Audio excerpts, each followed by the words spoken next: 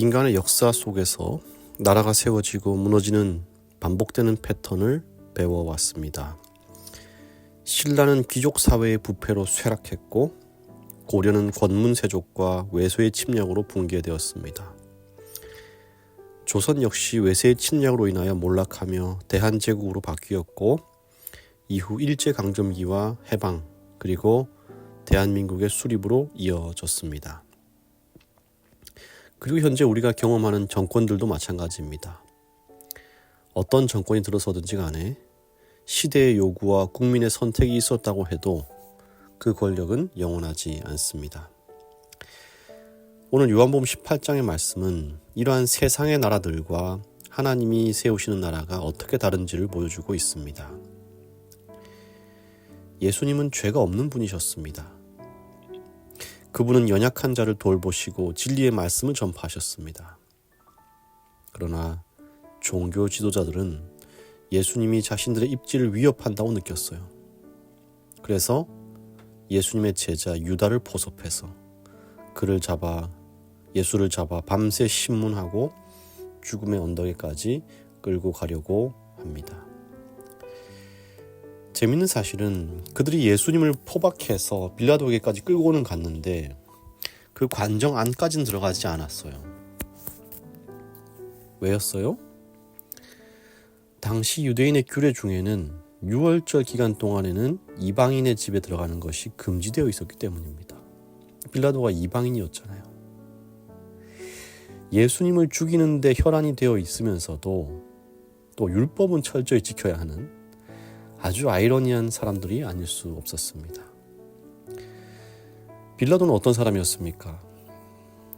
요세푸스의 기록에 의하면 그는 뇌물과 정치적 계산으로 움직이던 사람이었습니다. 그는 예수님에게서 죄를 찾지 못했지만 민심과 자리 보존을 위해서 바라바를 놓아주게 됩니다. 예수님을 잡고자 했던 유대 지도자들 그리고 예수님을 신문했던 빌라도. 그렇다면 민심은 좀 정의로울까요? 많은 사람들이 생각하고 신념하는 어떤 시대 정신과 여론과 민심은 늘 정의로울까요? 꼭 그런 것 같지는 않습니다. 오병이어의 기적 이후에 민심이 어떻게 움직입니까? 이 땅에 구원자로 온 예수님을 세상의 왕으로 추대하려는 집단 움직임이 일어나요. 여러분, 이 민심은 옳은 민심이었을까요? 권력, 이익, 욕망이 얽힌 민심이었습니다. 그래서 누가 희생돼요? 예수님이, 죄 없는 예수님이 희생되는 것입니다. 빌라도도 그렇고요. 유대 지도자도 그렇고요. 민심도 그렇고요. 모두가 권력과 이익과 욕망에 얽혀서요. 잘못된 판단을 하고 있는 것입니다. 빌라도가 예수님께 묻습니다. 33절에 네가 유대인의 왕이냐? 예수님 대답하십니다. 내 나라는 이 세상에 속한 것이 아니라.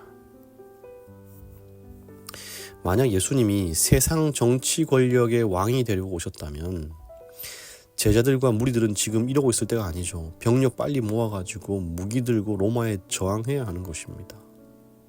그러나 예수님은 그렇게 하지 않으셨다는 거예요. 왜요? 그분의 나라는 이 세상에 속한 나라가 아니라는 것입니다. 그분이 세우시고자 원하는 나라는요, 폭력으로 세워지는 나라가 아니기 때문입니다. 촛불 집회로 세워지는 나라가 아닌 거예요. 어디 민심 모아서 여론 모아가지고 데모해서 세워지는 나라가 아니라는 것입니다. 누군가를 짓밟고 빼앗고 이기고 해야만 세워지는 나라가 아니라는 것입니다. 저는 지금 정치 얘기를 하는 것이 아닙니다. 그분의 나라는요, 마음을 바꾸는 나라예요. 제도로 변화시키는 나라가 아니라 사람을 변화시키는 나라입니다. 외적인 개혁이 아니라 본성을 새롭게 하는 나라인 것입니다. 권력이 아니라 진리로 세워지는 나라인 것입니다. 시대소망 509페이지입니다. 예수께서 사시던 그 당시의 정부는 부패하고 강압적이었다. 도처에서 토색과 편협과 잔인한 압제 등의 악패들을 호소하고 있었다. 그럼에도 불구하고 구주께서는 사회 개혁을 시도하지 않으셨다. 여러분, 예수님은 아무리 정부가 부패해도 사회 개혁을 시도하지 않으셨던 분입니다. 예수께서는 국가의 권력 남용을 공격하지도 않으셨고 국가의 원수를 정죄하지도 않으셨다. 그는 권력을 장악한 자의 권위와 행정에 간섭하지 않으셨다. 우리의 모범 되신 예수께서는 세속적인 정치를 멀리하셨다. 예수님께서 사람들의 재난에 무관심하셨기 때문이 아니라 구제책이 단순히 인간적인 그리고 외적인 조치에 있지 않았기 때문이다. 구제책이 효과가 있으려면 반드시 사람들에게 개인적으로 미쳐야 하고 반드시 마음을 개심시켜야 한다. 예수님이 왜 정의로우신 분임에도 불구하고 이 부패한 정권에 맞서지 않으셨다고요? 구제책이 외적인 조치에 있지 않다는 것입니다.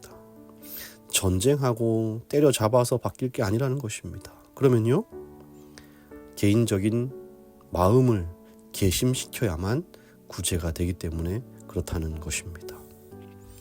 그래서 예수님은요, 이것을 알려주시기 위해서 이 땅에 오시게 된 것입니다. 하나님의 나라가 이 세상 나라와 어떻게 다르고 어떻게 세워지는 나라인지에 대해서 말해주시기 위함이었어요. 37절 이렇게 말씀하십니다. 진리에 속한 자는 내 음성을 듣느니라. 예수님의 나라가 이 땅에 발현되는 곳이 있습니다. 거기가 어디일까요? 바로 교회입니다. 교회는요, 세상의 방식을 그대로 가져오는 곳이 아닙니다. 여론몰이, 권력 경쟁, 분열, 정치가 아니라 진리를 따르는 공동체입니다.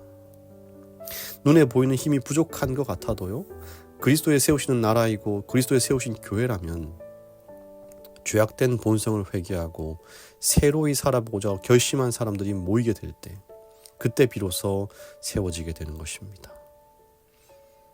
그래서 교회는요, 세상 안에 있지만 세상에 속하지 않은 나라의 샘플인 것입니다. 사랑하는 성도 여러분, 부디 우리 교회가 하나님의 나라를 샘플이 되는 교회가 되기를 간절히 바랍니다. 빌라도는 예수님의 말씀을 듣고 이렇게 묻습니다. 진리가 무엇이냐? 그가 진리에 대해서 묻는 것입니다. 그런데 이 물음은요, 깊이 있는 어떤 갈급함 때문에 물은 것이 아니고요, 단순한 호기심이었습니다.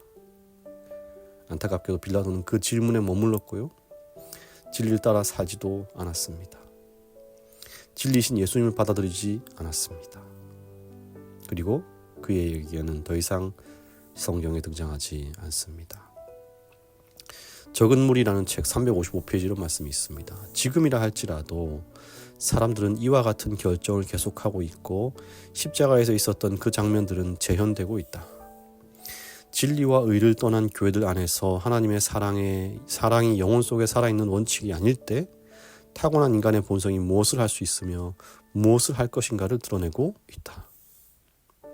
진리와 의를 떠난 교회들 안에서 하나님의 영혼, 하나님의 사랑이 영혼 속에 살아있는 원칙이 아닌다면 도대체 그것이 세상과 다른 게 무엇이냐는 것이죠. 지금 이 시대에 그것이 계속되고 있다는 것입니다. 사랑하는 우리 성도 여러분, 오늘 우리에게도 선택이 주어져 있습니다. 이 교회를 세상의 나라로 세울 것인가 아니면 하나님의 나라로 세울 것인가, 진리의 왕 예수님을 세울 것인가 아니면 다른 누군가를 왕으로 세울 것인가. 저와 여러분이 예수님을 따를 때 우리 안에 거짓과 탐욕, 폭력적인 본성이 바뀌게 될 것입니다. 우리 교회, 우리 가정, 우리 사회에서 하나님의 나라를 이루며 살아가는 모든 성도 되시기를 간절히 바랍니다. 사랑이 많으신 하나님, 당신의 나라를 바라며 꿈꾸고 살아가지만 정작 그 나라의 정신을 잊어버린 채 신앙을 하고 있지는 않은지 이 시간 되돌아보는 우리 모두가 되게 하여 주시옵소서. 십자가 위에 세워진 나라, 섬김과 희생과 사랑과 용서로 세워진 그 나라, 우리 교회가 주님의 나라를 세상에 드러내는 교회가 되게 하여 주시옵소서. 최가윤 어린이와 함께하여 주시옵소서. 주님과 동행하며 자라나는 이 특권을 늘 감사히 여기고 하나님과 사람들 앞에 사랑받고 사랑 주는 선한 아이로 자라나게 하여 주시옵소서. 그 부모의 기도에 신실하게 응답하여 주시고 자녀를 위해 고민하고 갈등할 때에 우리 주님 중심이 되어 주시며 언제나 예수를 가정의 주인으로 모시고 살아가는 화목한 가정 되도록 은혜 더하여 주시옵소서.